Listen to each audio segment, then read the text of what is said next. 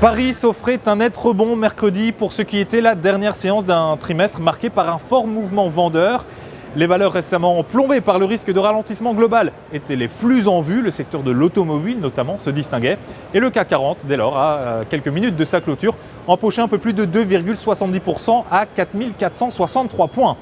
On s'intéressait également ce mercredi au groupe Fnac. Il a remis une proposition au conseil d'administration de Darty en vue de son acquisition potentielle. Groupe Fnac vise 100% du capital émis ou à émettre de Darty.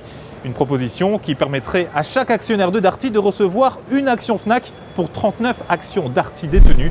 Cette nouvelle, à la Bourse de Paris, poussait le titre de groupe Fnac à reculer de quelques 4,5% à 50,59 €. Il recueille néanmoins une opinion haussière de la part des analystes de l'Obsa. À suivre également Neopost, avec au premier semestre un résultat net part du groupe de 64,7 millions d'euros contre 69 millions d'euros un an plus tôt. Neopost, deuxième fournisseur mondial de solutions de traitement de courrier, publie également un résultat opérationnel courant total hors charge aux acquisitions de 112,1 millions d'euros contre 118,70 millions d'euros au premier semestre 2014. Le titre du groupe s'effondrait de près de 17% mercredi après-midi, juste sous les 23 €. Les analystes de l'Obsa ont une opinion baissière sur cette valeur. Avant de se quitter, place à la traditionnelle recommandation de Trading Central.